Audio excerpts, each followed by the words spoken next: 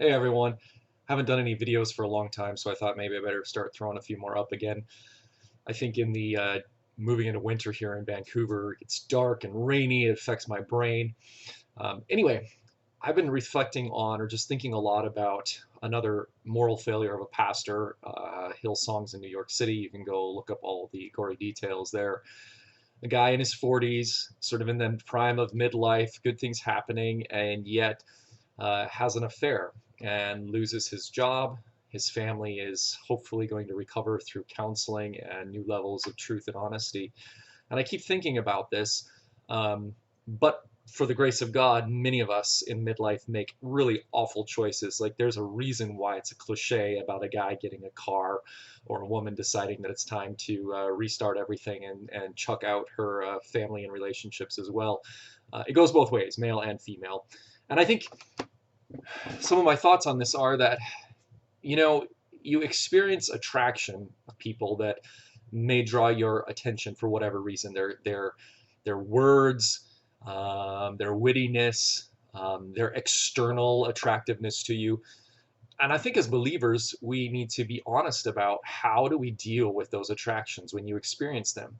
Because I don't think experiencing the attraction or initial desire is necessarily wrong, but that our desires are something that can be ordered and disordered.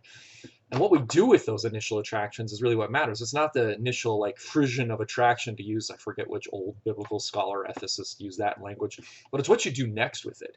Where do you go next in your mind with that?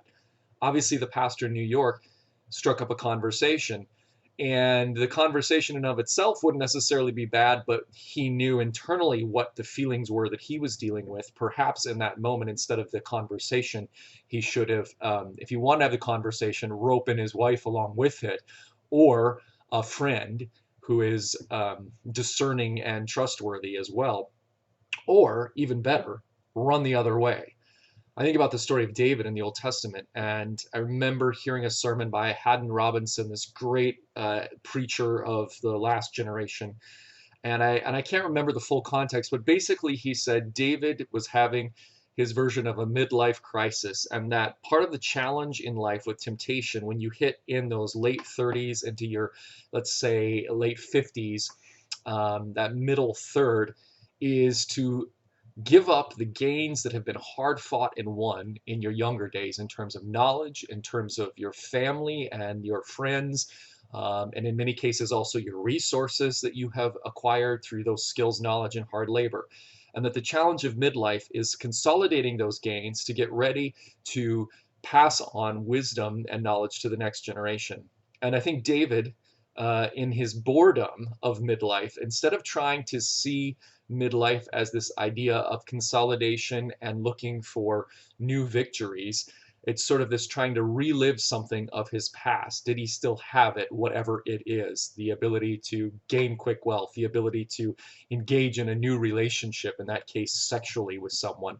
What you do with those desires, whether you're letting them be reordered or disordered. And I'd say that about desires, that they're not just out there. They're things that we have a choice to order or let them be disordered by the different messages that are competing within our own hearts, and also what our culture is telling us. Sometimes in our modern Western culture, the worship of youth or the worship of the wisdom of old age puts those of us in the middle section in sort of a place where we really need to build those friendships that help us discern what we're doing with the various desires and wars within us.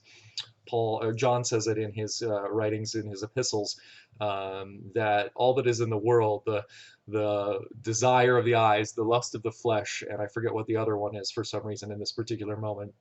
But all of these things, these hankering of the flesh or desires left sort of undiscerned, whether they are disordered or need to be reordered in a new direction, leads us into a destructive path.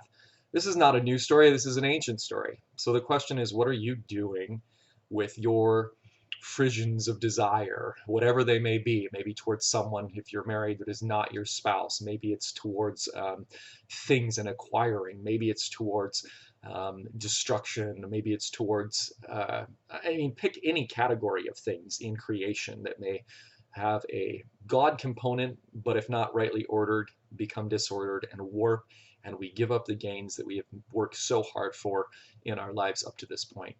Okay, those are some rambling thoughts on that, but my mind, I'm sure I'll have more. Just wanted to share that. Hope you're having a great middle day of the week. Have a good day. Bye.